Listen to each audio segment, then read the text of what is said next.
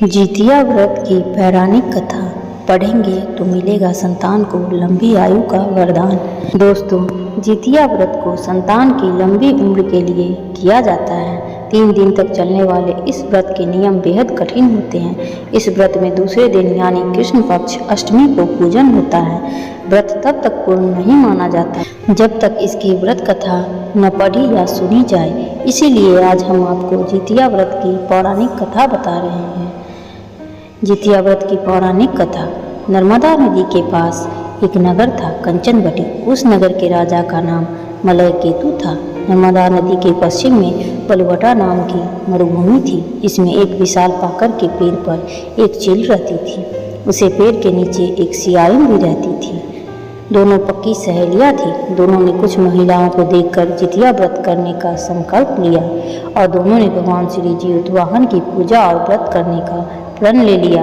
लेकिन जिस दिन दोनों को व्रत रखना था उसी दिन शहर के एक बड़े व्यापारी की मृत्यु हो गई और उसका दाह संस्कार उसी मरुस्थल पर किया गया। सियारिन को अब भूख लगने लगी थी। मुर्दा देखकर वह खुद को रोक न सकी और उसका व्रत टूट गया। पर चील ने संयम रखा और नियम व श्रद्धा से अगले दिन व्रत का पालन किया। फिर अगले जन्म में दोनों सहेलियों ने ब्राह्मण परिवार में पुत्री के रूप में जन्म लिया। उनके पिता का नाम भास्कर था।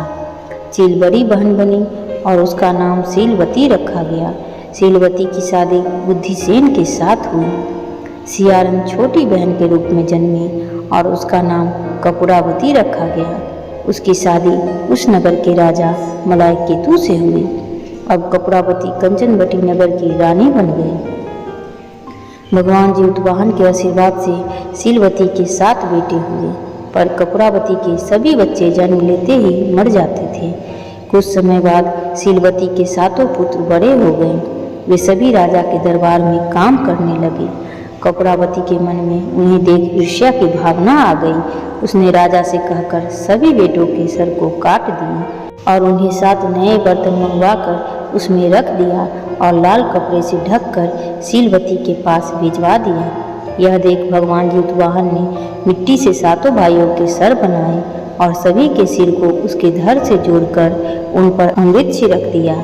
इससे उनमें जान आ गई। 7 युवक जिंदा हो गए और घर को लौट आए।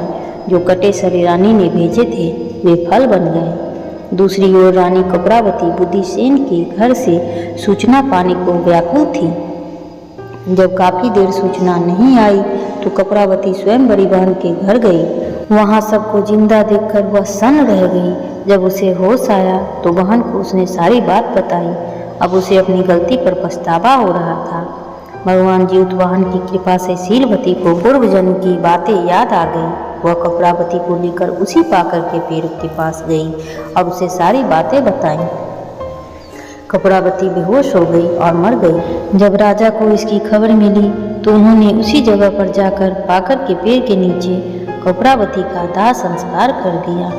इस तरह पिछले जन्म में किए गए जितिया व्रत की महिमा के कारण शीलवती के सभी पुत्र जीवित रहे और कपूरावती ने अपना व्रत तोड़ लिया था, जिससे कि उसके पुत्र जन्म लेते ही मर गए। तो दोस्तों, यह थी जितिया व्रत की पौराणिक कथा।